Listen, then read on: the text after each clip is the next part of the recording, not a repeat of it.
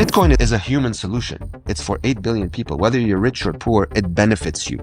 It harms more of the high net worth individuals not to pay attention to it, because they too will wake up one day with a net worth of zero, or at least a purchasing power of zero. The cause of the problem, the root cause, is the same across every country in the world. It's the money. When your turn comes, you will experience a version of Lebanon in your current jurisdiction. In my opinion, it is an inescapable reality. If you wait until that happens, then you're going to have to go through what I lived through. And I can tell you from experience, this is the worst horror show that anyone can't possibly imagine. Self-custody, that's the only way you win in Bitcoin.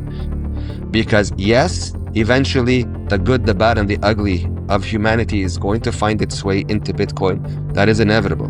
Governments are, welcome to use it. Bad people are welcome to use it. It doesn't matter. Bitcoin doesn't discriminate. But the key to understanding Bitcoin is that the power becomes in your hand 100%.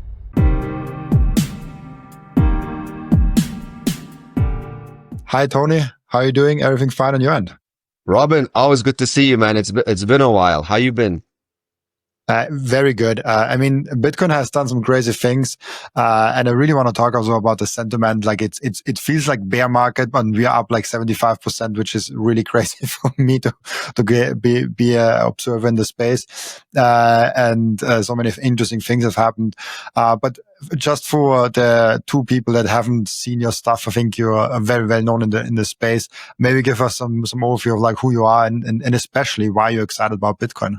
Yeah, absolutely, man. I came into Bitcoin in around 2019 after my life collapsed entirely in Lebanon, waking up literally overnight to find out I was homeless when the banking system stole everybody's savings accounts and left us, to our own devices. So a horrific period of my life that I make a point never to forget. And, almost after going almost a year through that hellhole, eventually that road led me to Bitcoin. And eventually to the founding of the Bitcoin Way, which is the company that I work with right now. And our mission here is to empower every individual, with Bitcoin, teach them what it is, educate them on the truth, give them the skills to learn how to manage, secure, and use it as money, because that's what it is.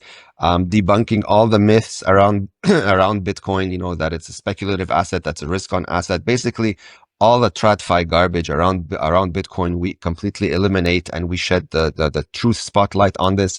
We take people through the journey to self-sovereignty. So we start off with the money, protect that in self-custody, teach you cybersecurity, how to protect your digital footprint, even take you as far as learning how to use de-Googled privacy phones for those, that want to be completely off-grid. And of course, we help you secure jurisdictional freedom. If you're not happy with the country that you're in, you think the government's gone completely nuts, you're paying too much taxes, all these horrible things, there are options. There is, greener grass elsewhere. We help people through that entire process. So we're very big on the education around Bitcoin. So that is what we do, and that is why I'm extremely bullish on the future. Because since we started this project, we have encountered and met tons of folks, and the questions have really matured over the last 3 years, which makes me even more excited about what we're going towards. And this is really interesting because your story, I think it was 2019 or something like that. Yeah. What you've gone through, it really makes. It's hard for someone like me because I'm not 27 and something freedom related never happened to me. Like, I thank God for that. But it also is for people that haven't gone through something like you have gone through. Freedom is a luxury till you see that it's actually a necessity. So like, it's like really hard for some people to see. And I struggle with that in Austria a lot, where people come up to me and like, oh, I keep my Bitcoin here and there, and they don't have self-custody. Don't even have a bad self-custody. Don't even have self-custody in the first place. And I'm like, yeah, you are the one that will probably have a very hard pain somewhere, and then you learn. And I try my best to just avoid the pain with the learning and learn from someone like you that have gone through the pain. But it's not easy if you never felt the pain to do the hard work and actually fight for your freedom to have self-custody, run your own node, and all of the things that come with that. No, you're absolutely right. And I mean, I'm also, guilty of that before my collapse because, the world that we live in, it lulls you into complacency and convenience, right? Like, I mean, this is the trap. Everything works, you get to buy your toys, you live your life the way you want and everything is fine while it's working. But until it stops working, that's when you really, get that, sledgehammer to your life where you realize, hold on a second, something is very, very wrong here. And unfortunately, like you said, most people haven't encountered this yet. That is the key word. Because what happened in Lebanon is not isolated to one country. I mean, there's been many before it, Venezuela and what have you. The cause of the problem, the root cause, is the same across every country in the world. It's the money. And so when your turn comes, you will experience a version of Lebanon in your current jurisdiction. In my opinion, it is an inescapable reality. So if you wait until that happens, then you're going to have to go through what I lived through. And I can tell you from experience, this is the worst horror show that anyone can't possibly imagine. And until you walk through these shoes, like these shoes, you don't feel it in your bones. Like, I mean, you can hear someone like me telling you the story and you understand like, holy shit, it's bad. But until you taste it, where it's you in that position, it doesn't flow through your veins the same way. And so once it does, your lens on the world makes a 180 and it never ever goes back. You understand that the fiat world is not a world founded on good. In fact, it's a world founded on pure evil. It's a whole creation, an ecosystem created with the intention to steal, censor, control, and enslave. When it was first created, nobody felt it because every Ponzi in its start feels normal, feels nice, right? But when you fast forward almost 100 years, which is what we're witnessing right now, what the difference is now we're seeing the expiration date of that Ponzi, and eventually they all collapse. That is what we're witnessing right now. And so as of 2008, whoever Satoshi Nakamoto was, he gifted the world with a product, a currency, money that is a viable option for 8 billion people to use and opt out of the world that's been using, abusing, and enslaving you for as long as you've ever known. But as long as people don't understand that, you have what you see now in the world. You have the volatility, you have the FUD, you have the fear, you have, all sorts of reactions to things that make absolutely no sense. But it's going to take time to, push out that education, to take time for people to, to live through their version of pain. I think a lot of folks already experienced some degree of that during the COVID years. You understand that there is no government. Like, this is literally organized crime that is, believes that they have a God-given right to dictate what you do with your life, how you live it. They believe that they own you. Okay. And they've built a system, a world, that fiat world, in order to give them the tools to keep you trapped and enslaved within their purview. Until 2008 came along, where once in a while there comes along an idea whose time has come. That idea is Bitcoin. It is that middle finger to all of these people. Enough is enough. It's that line in the sand that Satoshi, whoever he, she, they were, said, that's it. It ends here. But it's not a light switch. Too many people don't understand anything, and too many people still live in the delusion of comfort and complacency, and they're not focusing on that. So it's a process, but it's coming. It's definitely coming because I see it from our interaction with folks, from our experiences. I was telling you a little bit offline that recently we were at the Nomad Capitalist Live event. I don't know if you're familiar with Nomad Capitalist, but it's a very reputable company that helps people, secure investments and second residencies and passports and things of that sort. So they had an event in Kuala Lumpur last week, and the theme of the event was hope. And so it was a last minute decision from myself and the team to go just to check it out, to see what it's about. We didn't want to make any noise. We went there just as regular guests, just to hear what the messaging was in high net worth circles, because that really was the target market that they were focused on. And when we arrived, I mean, the event itself was, very luxuriously organized, splendid and all that stuff. But the messaging that was being put out was extremely shocking to me because, in my opinion, it's it's absolutely the wrong message. These are high net worth individuals that are seeking guidance of how to protect their wealth. And a lot of the messaging was along the lines, well, okay, you have a problem with your bank in your country. Well, the solution is go to another country and work with another bank, you know? So it's like you're like a dodo bird within the same broken system going from point A to point B, hoping, it'll be better over there until it blows up in your face again. And then you have to find another bank to go to, right? So that's the messaging that is still being put out there in high net worth circles, which was like blew my mind. Thankfully, there were like two or three people over there that were focused on Bitcoin. We met them ahead of time, of course. We went there quietly, hoping, we'd just be like regular guests. Some people recognized me, and of course, the word of mouth spread, and they became a big hoopla. They were asking if I were going to go on stage. No, I wasn't. But anyhow, we interacted and met a lot of the folks that were talking about Bitcoin at the conference. And of course, we gave them a little bit of input. And when they went up on stage, I can tell you, they took over the entire conference. So 90% was TradFi messaging. One or two speeches were about Bitcoin, but these two speeches took over pretty much the entire energy, of the conference. And we got a ton of questions, curiosity, people intrigued. How come nobody told us this before? How come this wasn't presented to me? How can I get into this? And all that stuff.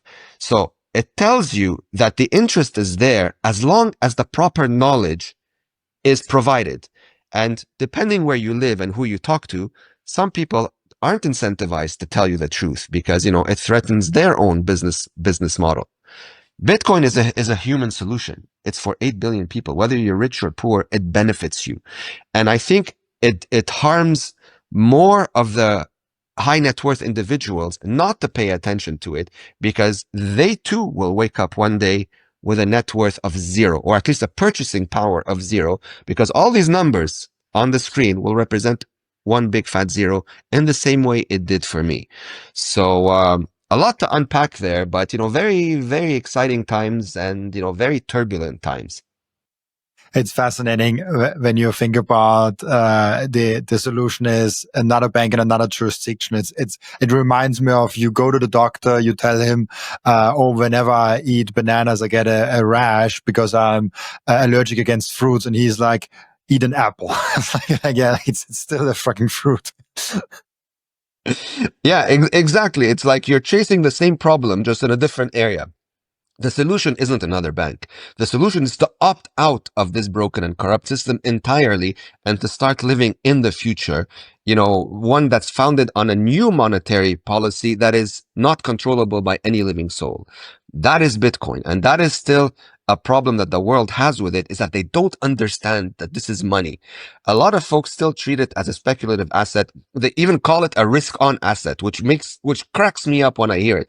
I'm like, how is Bitcoin of all things a risk on asset? Well, you're saying that because one, you don't understand it. And two, you're measuring it with that worthless fiat. Like you're seeing its price go up and price go down. Oh my gosh, it's so risky and volatile. You cannot measure Bitcoin from an inflationary system. These two worlds cannot coexist. One of them is designed to steal, inflate your life away. And the other one is created to give it back to you, give you back the power of time and energy.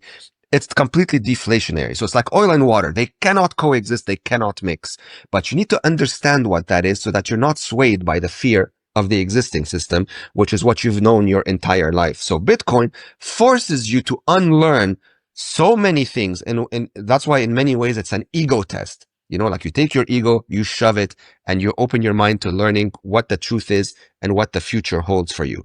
And so there's a lot more attention being placed on this now from folks that have experienced some flavor of what I lived through. Bitcoin is being used as money in many more places around the globe than it's being used as a store of value. And that's another misconception. Depending on where you hear the news from, if you hear it from financially privileged countries, they will always shill Bitcoin as digital gold, a commodity. Never sell your Bitcoin. Always store it. Why? Because if that's all Bitcoin is a store of value, at some point it will get co-opted and it will fail. Thankfully, that's not going to happen. because there's too many people around the globe that are using Bitcoin to survive as money, right? That medium of exchange. If you look at the Bitcoin white paper, what's the first freaking headline on that paper? Peer-to-peer electronic cash, right? It's money. But these are the two words that you will never hear a financially privileged country utter. Self-custody. Why? Because it obsoletes them.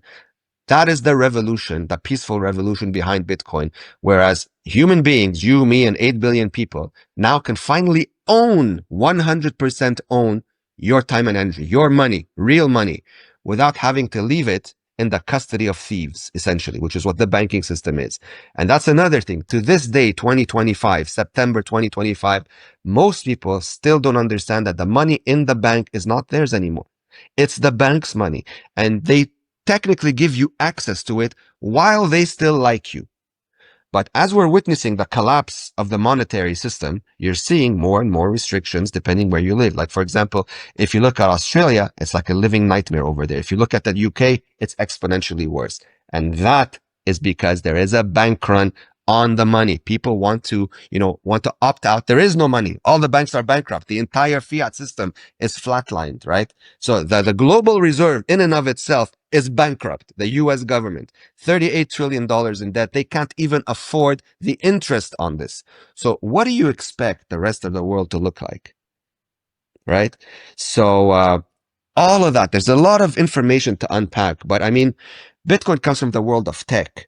So it's like, it's truly alien to most people because they don't know. A lot of people think, they're just terrible on a computer, and a lot of them don't even bother. And a lot of them don't even pay attention, which is even worse. We talk about this thing all the time, whether it's on social media, whether it's on YouTube. Like, it almost feels like we're living in our own echo chamber. But I wish there was some sort of like microphone or big speakers that we can throw out into the real world. Whereas whenever we get on podcasts like this, whether it's you, me, or anyone else that's, sharing the truth, regular people walking down the street are actually listening because they are the ones that need it the most. And they're the ones that are headed off a cliff because they have no clue what is coming their way, which is very heartbreaking for me. And this is exactly what I was also getting at is, and this is the most sad for me within the Bitcoin community. There are people that understand Bitcoin to a certain extent, obviously not fully, otherwise they would do self-custody, but they understand Bitcoin, they run around with Bitcoin t-shirts, they do the Bitcoin thing, and then they have Bitcoin in an ETF. They buy treasury companies. They hold it in exchanges. They put it in some weird borrow against it and don't have your self custody in there. And I'm like, this is the same thing as just having euros in your bank account. you will have the same zero BTC that someone has with just saving in euros or in stocks. Because if this thing plays out as it always does, as you describe it, an IOU of Bitcoin is worth the same as a piece of paper, nothing. and I think this is the important message, and this is the saddest moment for me in the Bitcoin community. If people that get Bitcoin don't get self-custody, and then it's like, yeah, you probably haven't really understood what Bitcoin actually is. Yeah, no, you're absolutely right. And this is where the lack of knowledge is still, very, very apparent. Bitcoin is not a speculative asset. Like, it's not a stock. And when you refer to ETFs and Bitcoin treasuries, in my head, this is what I call an attack on Bitcoin, right? I mean, they've tried, governments in the past 16 years, they've tried to attack it. They've tried to make it illegal. They've tried all sorts of things. All of them failed, of course. Why? Because Bitcoin is peer-to-peer technology. You cannot stop this. Whether you like it or not, whether it drives you crazy, you cannot stop peer-to-peer. And so once people understand this, then all the noise becomes like a distant background buzz that you can completely ignore. How institutions and governments attack Bitcoin today, in my opinion, is by embracing it.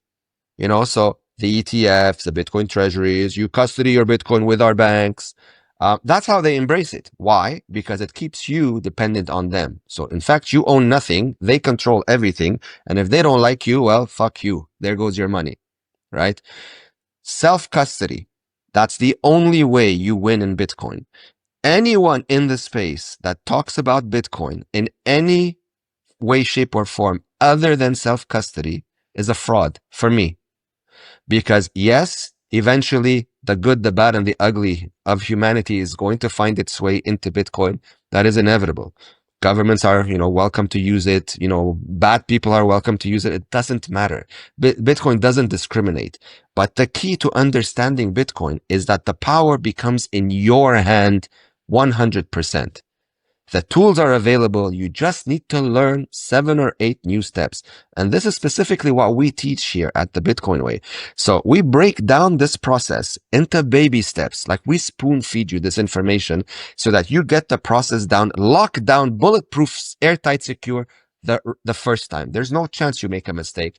And of course, we train you to get comfortable in that, to build enough muscle memory where using Bitcoin is like almost as, as seamless as driving a car or having a cup of coffee. Like you don't think twice about it, irrespective of the amount of money that you're dealing with. So whether you're transacting with $1 or $1 billion, the Bitcoin steps don't change, right?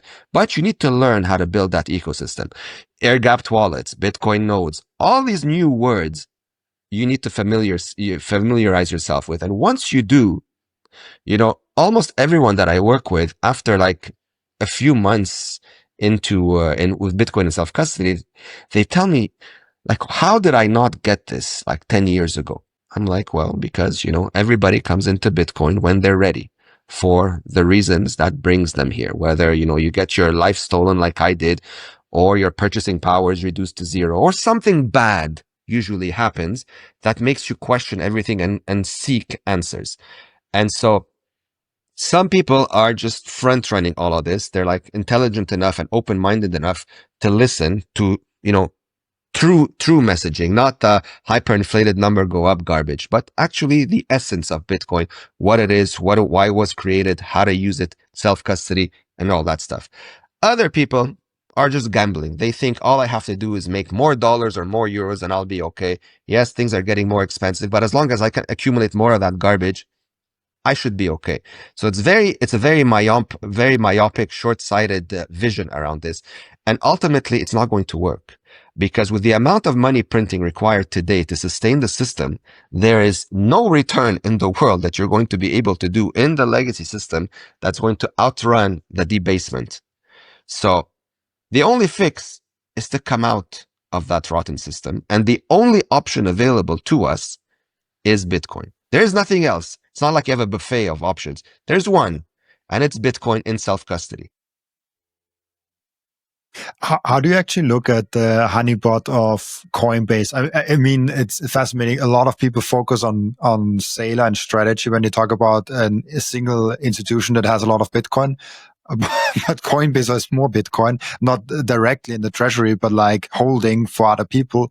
It's tremendous, like how big of a honeypot this potential is for governments, but also for hackers, for like so many things that people, and I think people don't describe enough risk to that the Coinbase honeypot, in my opinion.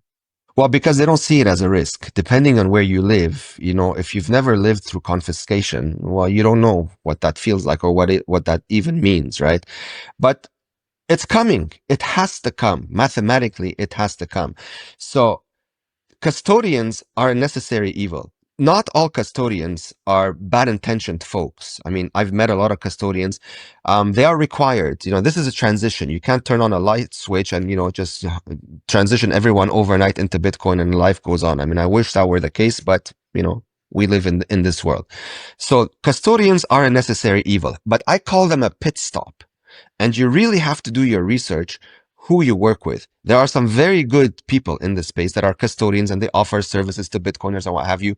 We recommend them because we understand, you really have to do your homework when it comes to at least trusting folks to a certain degree, more than others, in order to get people, into the final destination, which is Bitcoin in self-custody. The problem with all these custodians, as well-intentioned as amazing as human beings they are not in control of the rules that they play by. So if one day the government turns crazy and forbids them to do whatever, they are going to comply. They're not going to think about you, the customer. They are going to throw you under the bus because they have to. It's the key to their survival or to stay out of jail. So you don't matter anymore. You will be the casualty of that decision. So that's where really understanding self-custody becomes very valuable. Because again, for the first time ever, the trust in third parties is no longer necessary. It is completely optional. If you want to trust people, you trust yourself, you trust your immediate inner circle. It comes down to it brings back the focus of personal responsibility. It brings that to the front of the line. So if you make a mistake, yes, you're going to lose your money. It sucks. It's terrible. Fine. But that is how it's supposed to be. But if you leave your funds with a third party where you have absolutely no control over what happens there and you lose it that way, well, then it's your fault because you introduced that risk.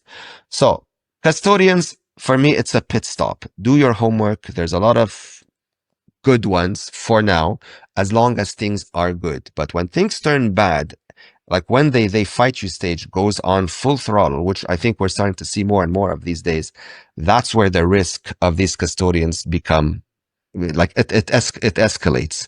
So just be very cognizant of this because we are seeing a shift in this world. Do you see a danger that Bitcoin kind of becomes bank coin and people are just having it on custodians? They don't run a node, they don't verify, and it's just like something corrupted? No, no. Well, some people might do that, and that's because, they still live in a place where everything works and they just don't want to bother until that world stops working, and then they're going to learn that lesson the painful way. But there are way too many people around the globe today, like I said earlier, using it as money.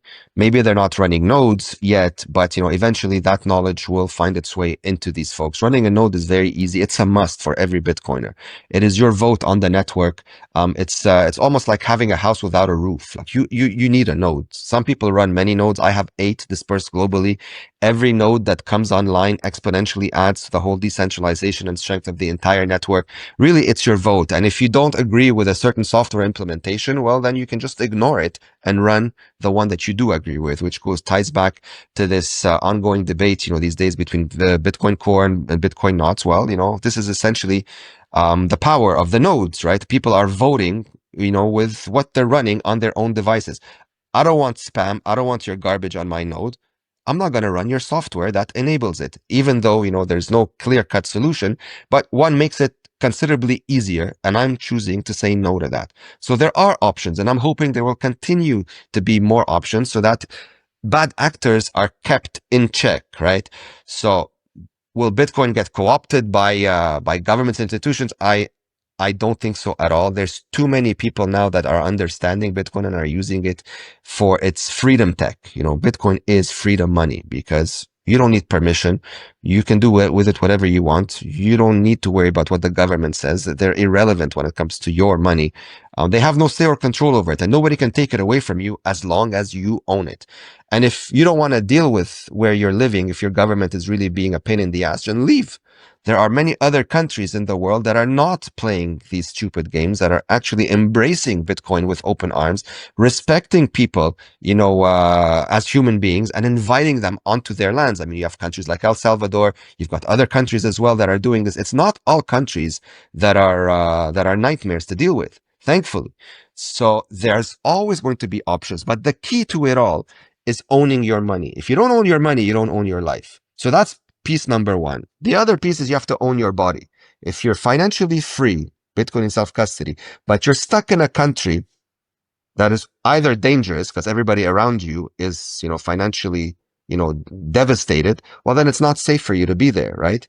Or if the government is always on your case, trying to rob you with, ludicrous ideas like unrealized capital tax gains, like they're doing in Australia, or coming up with, retarded ideas like taxing unrealized extra bedrooms, or giving you a view tax because you live on floor 4 and 5. Now you have to pay any fucking stupid inventions to steal from you. Like, if you don't want to put up with this nonsense, then there are options that you can opt out into. And of course, we provide guidance on that as well, because the road to self-sovereignty is available to 8 billion people today, as of this second. You just have to take that step? I finally and officially mine Bitcoin. This is not just something to stack more Satoshis, but it's most importantly also to support the network. Individual miners are the ones that keep the Bitcoin network decentralized. And by the way, you get KYC-free Bitcoin. That's why I use simple mining. I get an actual proper Bitcoin miner. They set it up for me. They repair it if it breaks down. And most importantly, they let me choose the pool and even connect my own full node. I'm completely sovereign and I'm completely in control, and I can sign up with Ocean, no account needed. I just give them a Bitcoin address and then there's mining going on. No KYC, nothing. So if you're ready to mine Bitcoin, go to simplemining.io, tell them you come from Robin, and let's mine Bitcoin together. I want to tell you about something very special to me. It's called Microseed. If you hold your Bitcoin in self-custody, and you should, you know how critical it is to secure your seed phrase. You should not have them on paper. You should not have them on anything else than titanium. With Microseed, you can engrave your 12 or 24 word seed phrase, the entire seed phrase, onto a 1-inch small washer. Yes, just one washer. All 24 words on that one washer. You can hide that thing everywhere. And even better, you don't need to buy a new kit every time you have to get a new wallet. You can make unlimited backups because Microseed is not selling the washer. Microseed is selling the device that stamps the washer. So you get the full kit with the device, with the washers, with the hammer, with everything you need to get started today. And you can make with that unlimited amount of backups. Go now to microseed.io. Again, that's microseed.io to get your last backup tool you ever need. The most important thing for your Bitcoin journey is not buying Bitcoin, but it's how to keep them. And yes, you have maybe the right tools, but how do you actually go ahead and stick it all together so it's the most secure for you personally? Self-custody is a deeply personalized journey, and the Bitcoin way is helping you exactly finding that correct setup for you personally. They are also helping you with securing your own cybersecurity. And if you want to go one step above all that, you can even get a consultation for a Plan B residency. Go to thebitcoinway.com/Robin and you will get a 30-minute free consultation. And I love that because, and this is a main reason also why I partnered up with you guys in the very beginning, because you're not only showing self-custody. Self-custody for me is the number one step, the one step that you should take. Like the first one is also, I don't want to see the easiest step, but it's the most necessary step in like, at least you should own your money. If you don't have anything else, like at least own your own money. But the other steps are super important. And it's great that you also go into the privacy and also the IT devices, because I think this is also a major downbreak for a lot of people where they maybe secure their Bitcoin in a good way, but they are very bad secured in the IT infrastructure at home on its core. And I come from IT security. I don't have that much background as you. I only worked there for like three years, and I was more a software developer than actually like an IT security analyst or like as expert in there. But I got a lot of knowledge from there and running different operating systems, being privacy focused, especially hard for someone like me that is just like, I mean, also like you, that is just like out with the name, with the head, and with everything. We have to be like almost extra careful with what we are doing. And so, yeah, just like a small rant on like how important it is also to look at your IT infrastructure, because it's often overlooked. You just like, you get a device, you use that device, and like you get internet from your provider, you use the standard device, you never can configure anything. You just like open on the streets and you broadcast everything to everyone. And it's a problem, I think. No, you're absolutely right. And to me, this is a very exciting time. I mean, most people that we work with, none of them come from a tech background. In fact, maybe like one out of like, I don't know how many people have a slight tech background, but most people are in their 50s, 60s, 70s, well into their 80s, zero tech background other than the basics of using a computer. Today, they understand everything. They're fully sovereign, first of all, when it comes to Bitcoin and self-custody, you know, air-gapped wallets, Bitcoin nodes. Some of them are even starting to embark in solo mining, routed through their own Bitcoin nodes, you know, for real decentralization. It's a very exciting opportunity. No one should fear this or it shouldn't make you feel anxious. We have an opportunity, a revolution. I call it like the ninth or 10th wonder of the world, Bitcoin, because it's going to upgrade us into a renaissance period that no one, even the most maxi amongst us, can't possibly imagine how good that world is when it's founded on truth. Incorruptible money, where no one can screw around with it or dictate or change the rules about this, right? But you just need to learn the steps, and it's not rocket science. Anyone can do this. And once you do, I can tell you from my experience, you are never, ever going to go back to the legacy system because you're going to see it as that complete disastrous shithole and you're going to wonder why you didn't do this before. So COVID for me was a big eye opener. Not only did my life collapse in 2019, where I realized what the fiat system was really about, and they stole all my life savings. And then COVID came about, where you had big tech, all these big tech companies completely fail society.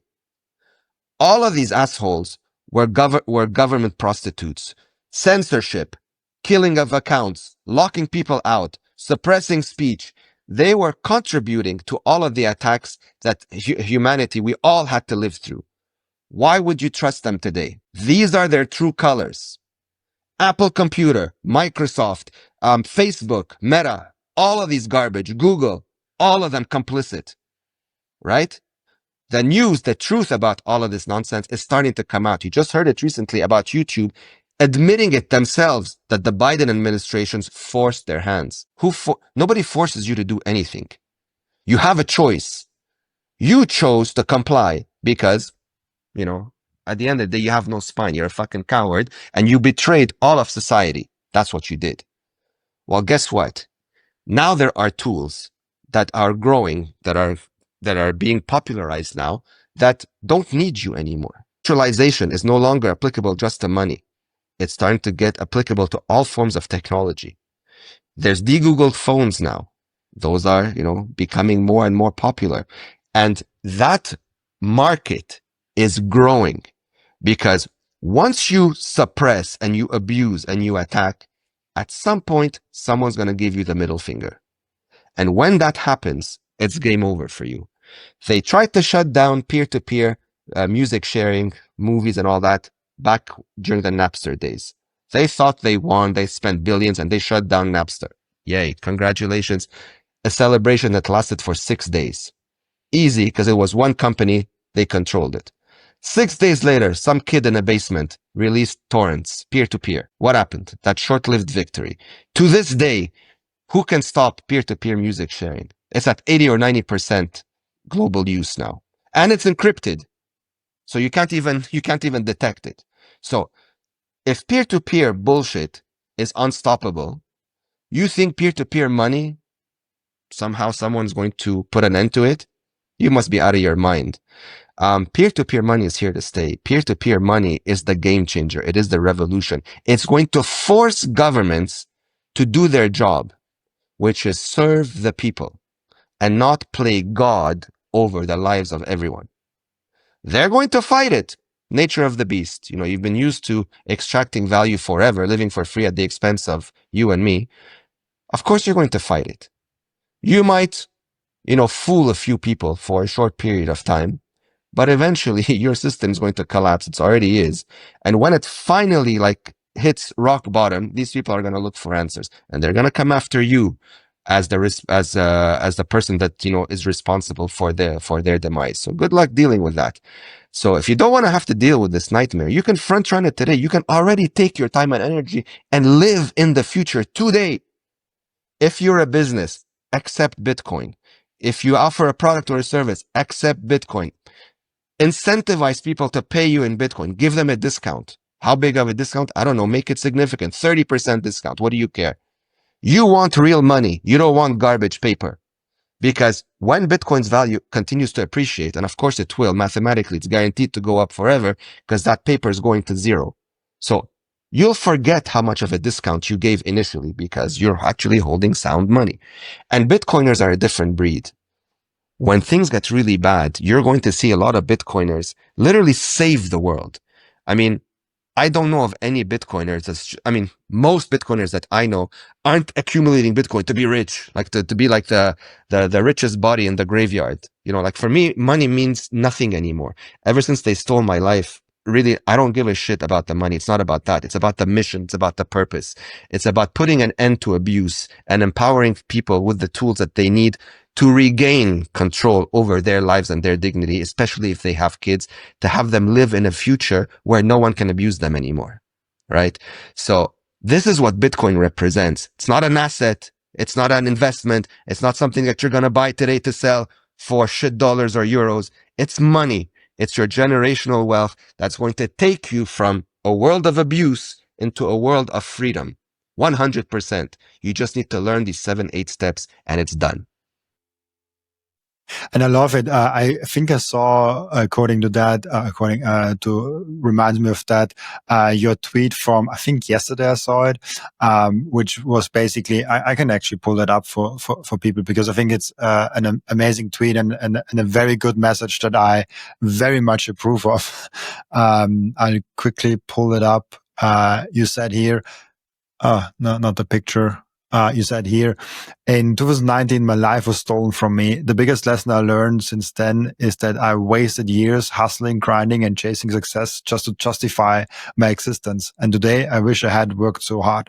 And you basically go in there with you blinded yourself with what really matters by work and all of that. And this is such an amazing, I read through that tweet and it was just like an amazing reminder of life is what's important, and having the time to think through things, be a critical thinker, and be not blinded by being in the rat race, and just shuffling for the next thing. I love that thread and love that tweet, so that I wanted to bring it up here because I think it deserves more attention. 8,000 views is great, but it deserves more attention than that, I feel. Yeah, thank you very much for that. This thing sits with me every single day of my life. I mean, when I think back to this, it was, I think, one of the biggest betrayals that I've ever, had to endure.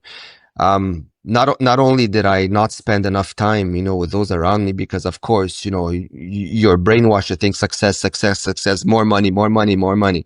And so you don't think twice about it. And then for what? You save all this money. You live an honest and hardworking life, thinking you've done the right thing, and then the same people steal it all from you. So what was it all for? This is why I'm saying when you live through something like this, your lens on the world does a 180, and it never ever goes back. For me, I am so grateful and thankful that Bitcoin exists. When I came across Bitcoin about 9 months after, a very dark period of my time, it was the Andreas Antonopoulos video that I saw. Robin, I think for the first time in 9 months, I smiled. Before that, those that know me, if ever you encounter any of them, they will tell you it was very dangerous to speak to me, because I was just filled with darkness, rage, shame. I didn't want to know anything. That mindset was very, very toxic, very, very unhealthy.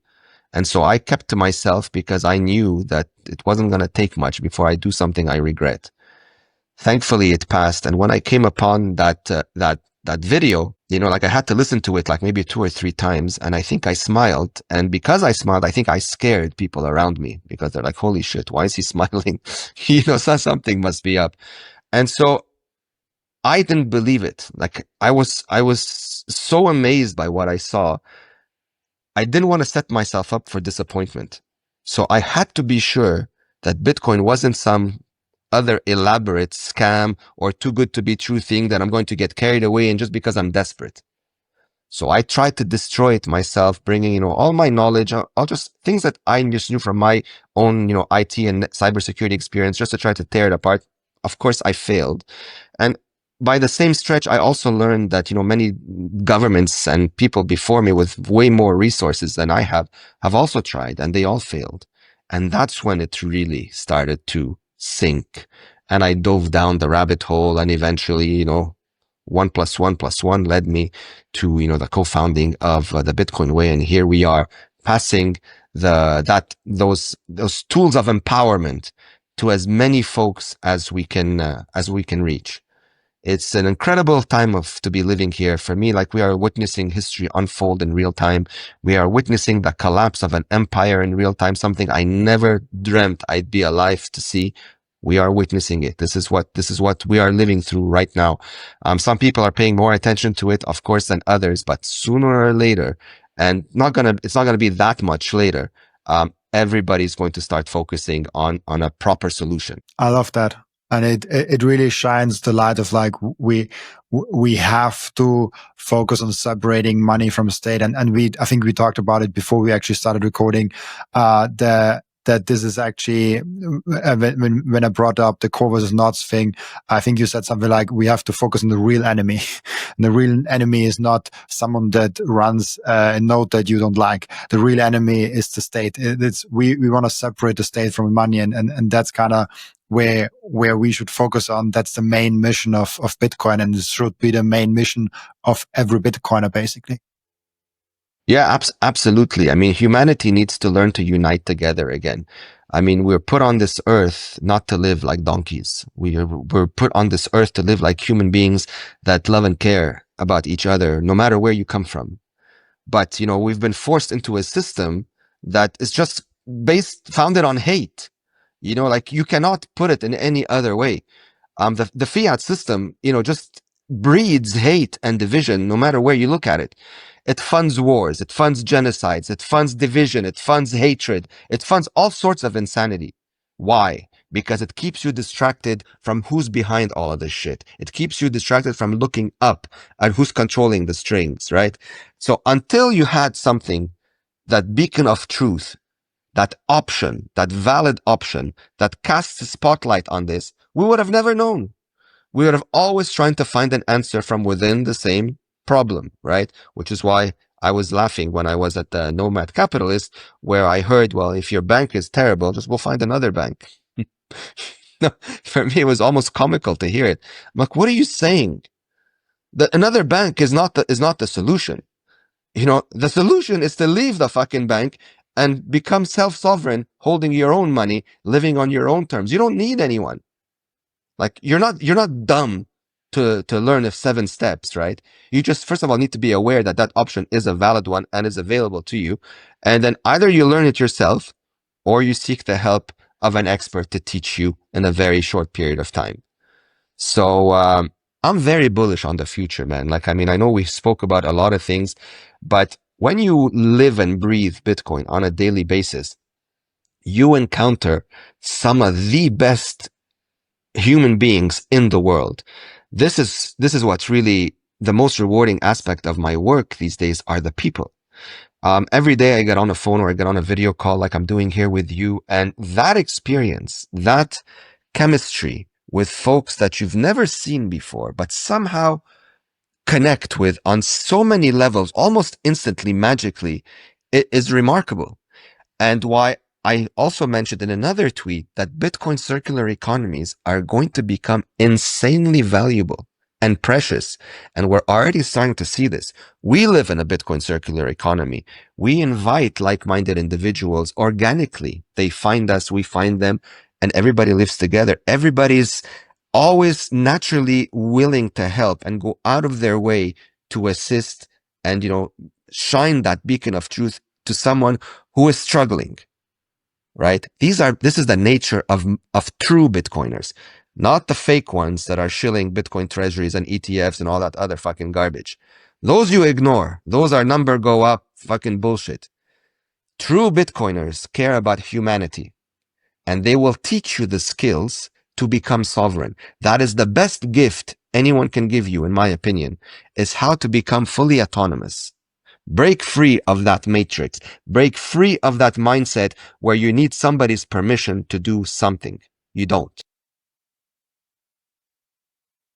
I have so many interesting thoughts on that. But one thing that you said that I think stood out to me that I think we never talked about, you and me, was mining. We talk a lot about like running your node, self-custody. Why is it important to also mine? And I actually recently started, I think like 3 months or 4 months ago at this point, the mine. I have like 3S21 machines finally running, which is really, really amazing. But like, why is mining an important equation of that? Well, mining, I mean, there's a lot of people are complaining about this, like the risk of centralized mining. And so, I mean, mining is a very technical space. I mean, I'm not an expert on the field, but I can tell you that the more people engage with it in terms of solo mining, I think if we have a large number of folks doing it, at some point we can shift that, that centralization, amongst 8 billion people, if eventually everybody gets into it. The solo mining devices are plug and play. I mean, they're getting cheaper over time and their hash rate is, getting higher. On a superficial level, most people get into this because it's sort of like a lottery ticket, right? Like, I mean, if your miner hits a block, well, then you get pure virgin Bitcoin, 3.125 as of this conversation, straight into your no KYC wallet. So no one knows about this. If you want to share the news, that's up to you, but otherwise nobody knows. So, and it's very addictive. Like people start with one solo miner and they're always staring at that screen, hoping they wake up and they see all these blinking colors and, you just made 3.125 Bitcoin. But solo mining can be done via your own node, which is where you really set it up in a true decentralized way. Like, for example, if you're using a Start9 node, you can set up your own datum server, route your solo miner, your Bidax or similar through it, where you're generating your own templates. True decentralized solo mining. So if enough people do this, in the same way we try to push people to run their own nodes, then you like significantly increase the decentralized nature of the mining. And people saying, yeah, but it's so rare for a solo miner to hit a block. That's not true, man. If you've been following the news, more often than not, you hear or you see a tweet about some unknown miner who actually hit a block. So it might be rare, but it's not that rare. So we encourage everybody to do it. And if you're going to do it, route it via your own node. If you don't know how to do it because it's a little bit technical, we can absolutely help you with this. This is how we run all our solo miners. Depending where you live in the world, if you have access to free energy, we will help you set up mining farms where you can, literally have your own Bitcoin like setup here, and you can do whatever you want. Especially a message to everyone that buys lottery tickets: you get a lot of better odds on the solo miners than if you actually buy a lottery ticket.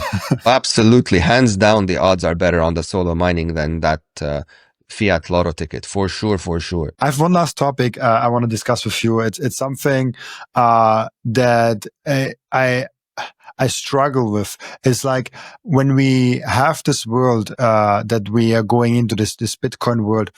There's two main things, two main paths. The first path is that like Bitcoin is a freedom option, but a lot of it is still fiat, and we've seen like a lot of fiat currency being completely debased, but they just make a new one until it's debased again, and just this fiat thing goes on and on. Even currency that has like 50, 100% inflation, even like month over month, they still exist. Like people still like trust them, which makes me crazy, but it's reality. Where I think like, okay, are we going the path where we still have fiat, but we have a freedom option of Bitcoin, or is fiat collapsing? Not in the sense of like it's going down a lot in value, but just like completely vanishing from Earth. And I switch between those like almost every other day, because there's for me a lot of there's this one thing on the one side where I'm like, these fiat systems are so bad, but still people do it. And the network effects are just so big, and the governments and the central banks really don't want to give up any control. But at the same time, when they lose and lose more and more of the purchasing power, and we're already seeing that in the last 16 years towards Bitcoin, even though it's still very, very small, 2 trillion is nothing against the 1,000 trillions that are out there. I think we will probably end up in a Bitcoin world. But especially from someone that lived through that fiat collapse, I would be interested in, like, do you think that we will have a world where Bitcoin is a huge option and also dominating in the asset space, but there are also government tokens, or is there like all those government tokens kind of vanish because only Bitcoin really has value? No, I think they're going to exist for a while. We're going to coexist with fiat simply because fiat's been around for such a long time. And the main obstacle to that utopian world that you're describing isn't Bitcoin itself. It's people, like how fast people understand and adopt this. That's really where the delay comes in. You can already live on a Bitcoin standard. I mean, fiat can exist, but as I said earlier, it's once you understand Bitcoin, fiat is optional. Like I don't have a bank account. I've never had a bank account since they stole my bank account, so I don't want one anymore. Um, you don't have to live in that world. You deal with it when you have to. Like, let's say you have a fiat bill you have to pay. Sure, okay, you sell some of your Bitcoin, you pay it, and then you don't look back. So I think we're going to live in a parallel world where you have Bitcoin circular economies or economies in general that are just thriving. Countries are even adopting Bitcoin, to pay for public services and what have you. So depending where you live, at some point, even though fiat exists, you may not notice, or you'll probably forget about it because it's not within your everyday life circle. People ask me, so how do you live on a Bitcoin standard if it's not everywhere yet? Well, look, it's very easy. First of all, there are thousands of merchants today that accept Bitcoin as payment. So yes, you may have to do a little bit of research depending where you are, but every week, every month, like hundreds of merchants come online that accept Bitcoin. And if you live in, I guess, certain countries, stores, you walk in and you can pay them immediately in Bitcoin. So that's one. The other way to do it is that there are on and off ramps now that give you debit cards, Visa, MasterCard, what you're normally accustomed to, except you load them up with your Bitcoin. And so you go on in the world, tap, tap, tap, buying whatever it is that you want. In the background, that on ramp, that off ramp is selling your Bitcoin that you've loaded into that local currency to pay for the item. So when you can pay for Bitcoin natively, you do it. In the events that you can't, you use these cards. Eventually, like for example, in my case, my fiat rails, I use them very, very, like significantly less than I used to like three years ago, because all my world now is almost 100% Bitcoin. At the Bitcoin way, we only accept Bitcoin. We only pay out in Bitcoin. We have never had a single penny in fiat in or out of the Bitcoin way. So, and there's more companies adopting that same strategy. And as time progresses, I suspect more people are going to, as they learn these skills, they're going to follow the same, the same playbook, because that is real money. So, I think the US dollar probably live the longest. Now, if they actually go through with the Stablecoin Act, which I think they will, um, I think what that's going to do is that it's probably going to kill 170 other currencies and keep the US stablecoin like the most dominant one. But eventually, even that is going to lead people into Bitcoin because it's still backed by the same money printer that has no value, right? So it's going to be a transition, but you don't have to worry about that. You can already live in the Bitcoin future today. Do a little bit of research, surround yourself with like-minded individuals, ask questions. There are millions of folks that are living it already. You just don't hear about them because they're just minding their own business. But I can tell you that there are a lot of folks on that standard and are very happy with the decision that they made. So one, protect the money, learn how to use it, Bitcoin and self-custody. And then two, protect yourself. Find a jurisdiction that treats you as a human being, that doesn't harass you all day long, and certainly doesn't tax you to death. So these options exist, and once you experience it, you will never go back. Like, you literally will never go back to your old life. It's interesting. We, I don't know if you're actually aware. I'm with Microseed now, so like I help them like build a company, and we have here and there some problems with banks, and we accept fiat, and we had this like, oh, like it would be so great if we just had Bitcoin, and we are kind of like a consumer product, so we are like actually like, oh, what if we just do Bitcoin, like just like only accept Bitcoin. It would make it so much easier. And actually, you are the reason why I accept Bitcoin. And then more and more, now I only accept Bitcoin. Like all outside of like YouTube ad revenue and like things that like I don't have a leverage against YouTube, and I'll take the money gladly and convert it to Bitcoin.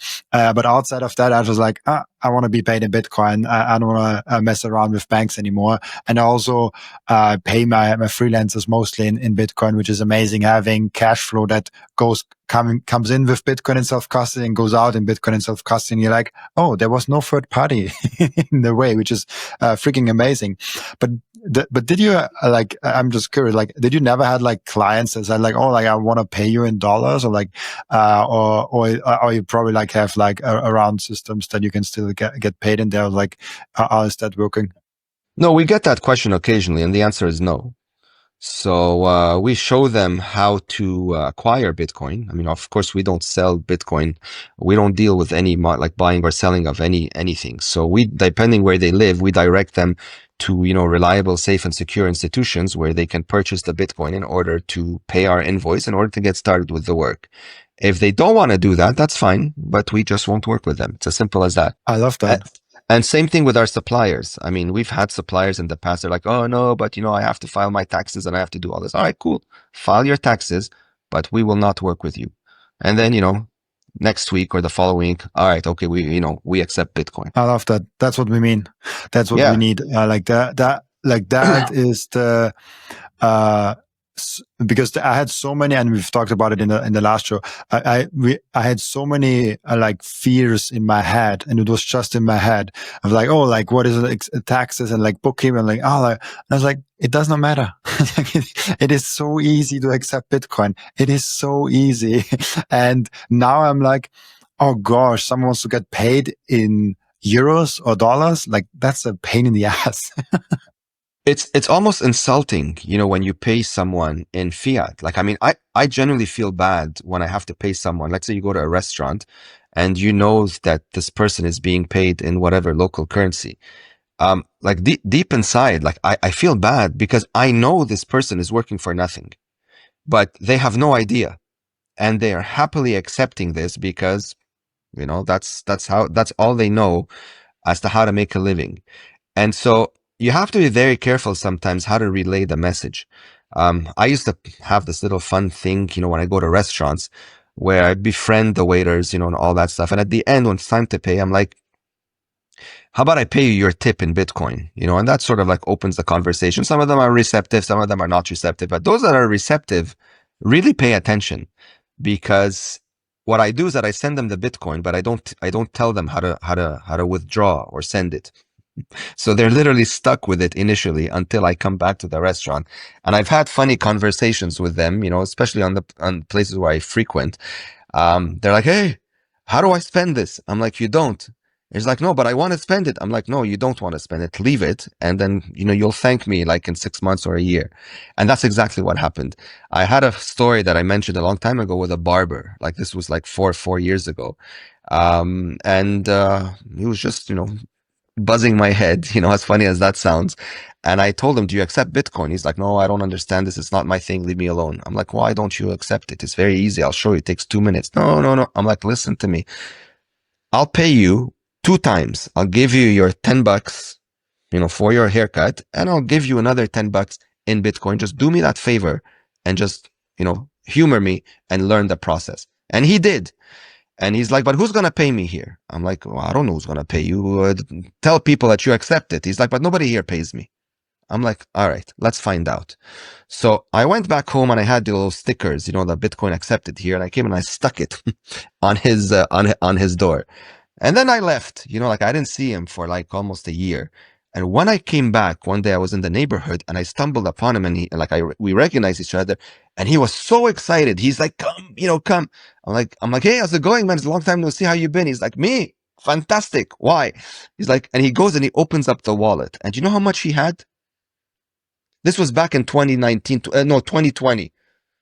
He had almost 1 Bitcoin from selling haircuts. Do you understand? Like his most expensive haircut was like maybe $15. Maybe. I don't know.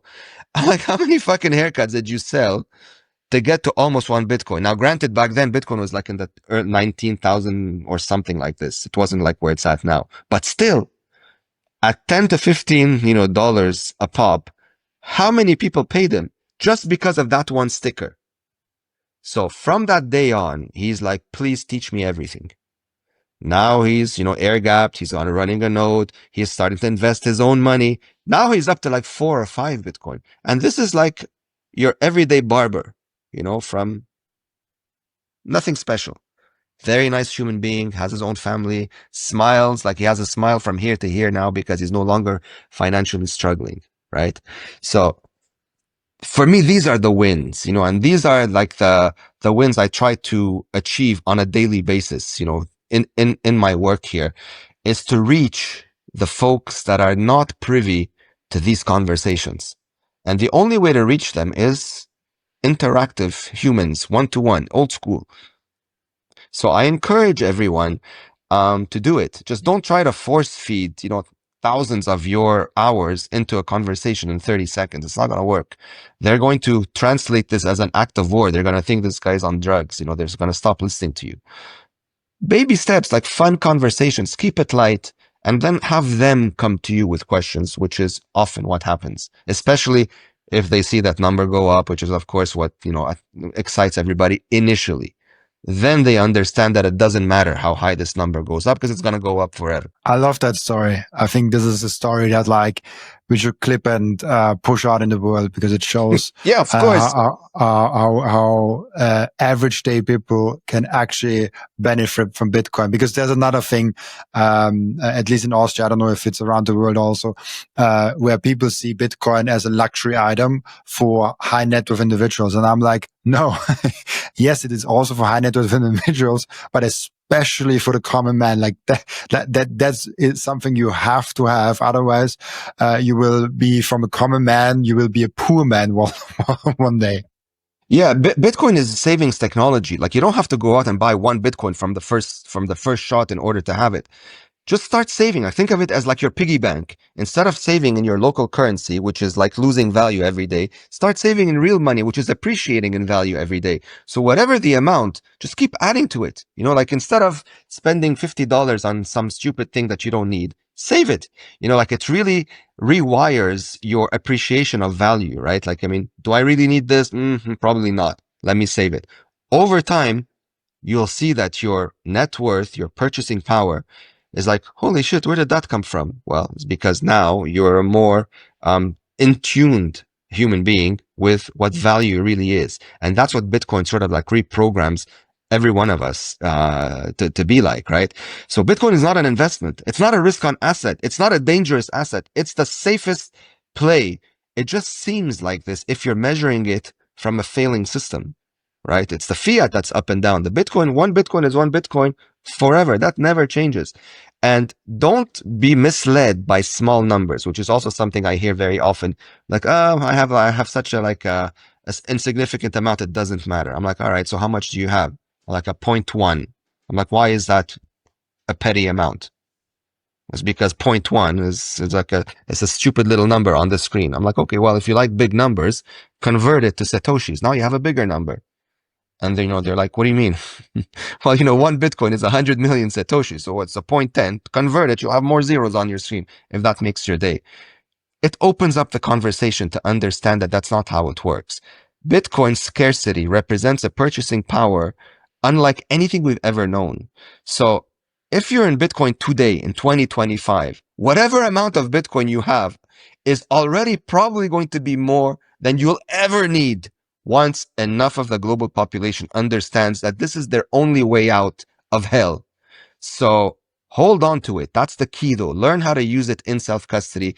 Forget about the numbers. Think of it as a saving. Whatever you have that you can spare, save it. Don't look back. Go out, provide value into the world, earn your income, save it in real money. Yeah. And this is such a true thing. Unit bias is a bitch. unit bias it's very real for people. Oh, like I cannot get to 1 Bitcoin. Why should I get even like 0.5? I was like, oh, because 0.5 is a huge freaking amount for you to have. But yeah, amazing. We have always one question to ask each and every one of my returning guests, and you have been 3 times on the show. I don't even know, many times already on the show. And the question is, what have you learned outside of Bitcoin since your last appearance? Outside of Bitcoin is it's bad news. Outside of Bitcoin, Bitcoin is my only beacon of hope and reason to do what I'm doing. In my case, Bitcoin literally saved my life, Robin. Like, I don't say this lightly, because if I were to discuss the dark thoughts I used to go through my head, when you wake up with literally your entire life obliterated, we'd probably be thrown off of YouTube. But Bitcoin for me is a beacon of life. It's hope. That's why people attribute a lot of religious symbolism to Bitcoin. It's like it's a gift from God, because it really is something to empower humanity. It makes you unlearn the lies that you've been brainwashed to believe since day one, and to adopt a lifestyle and a future that no one can abuse anymore. It's very empowering. Like, self-custody is that quiet, invisible power that changes the way you walk through this world. It literally does. You are no longer asking for permission. Nobody has anything on you. As long as you're respecting legitimate laws in the places where you live, no one has anything on you. You will live a magnificent life surrounded by people that you love, that love you back. And that's how you build these new circular economies. And, given enough time, I mean, that is going to spread, because, good ultimately always overtakes evil. How long that takes, well, that depends on each and every one of us. We are Bitcoin. We are the decision makers of our lives. The longer we drag our feet thinking this is going to fail, or living in fear, essentially, well, the more pain we're bringing onto ourselves. You don't have to. The future is here.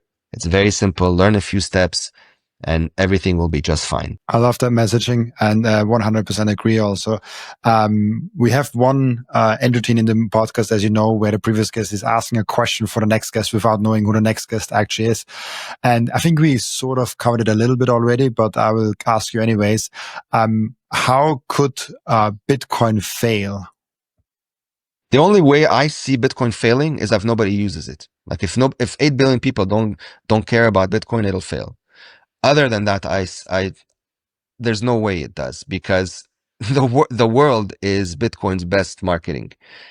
As things get exponentially worse, the roads are going to lead into the only solution that exists to save you.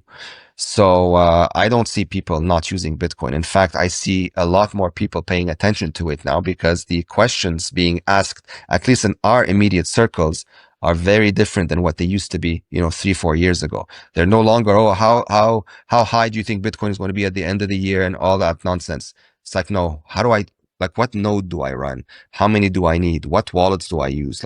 These are the questions. So for me, it's a very bullish sign that, people are starting to take this stuff very seriously, and are, doing whatever they can to regain full control over their own time and energy. Like, that concept is starting to really sink in and stay with people. It's not like a fad, like we do it for a little while and we go back to our bad habits.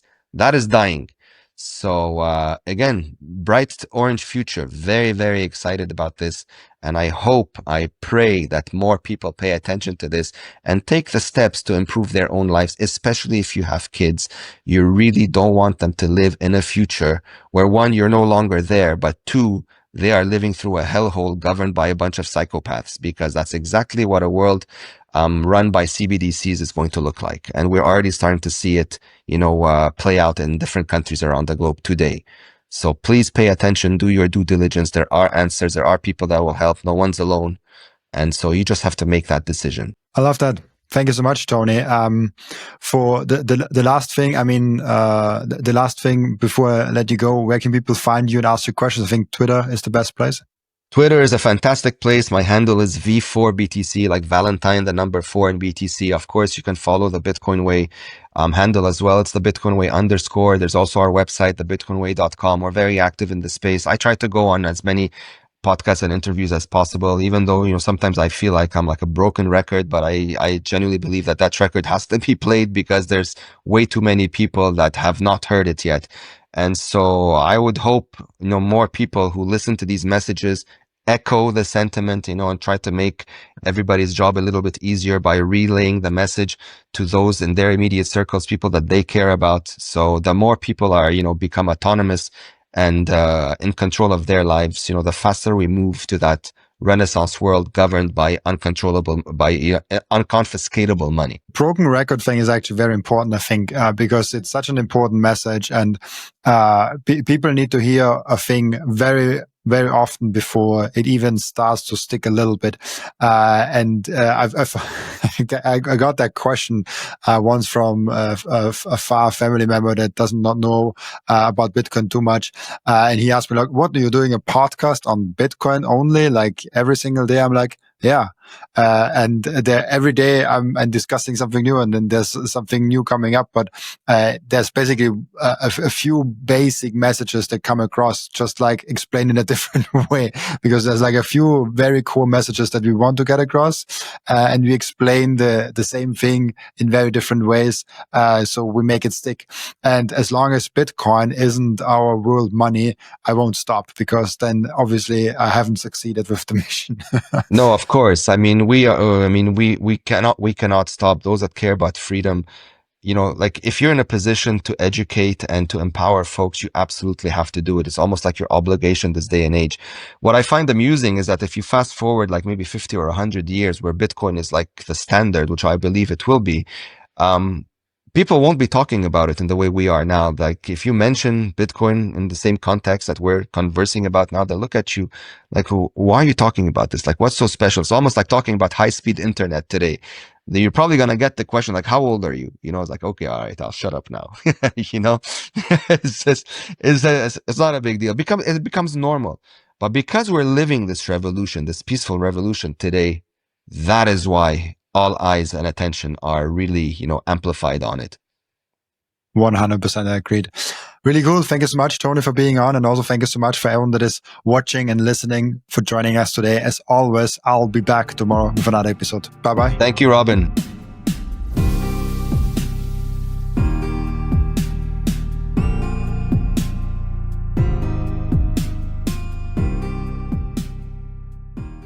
This content is for educational and entertainment purposes only and does not constitute financial advice.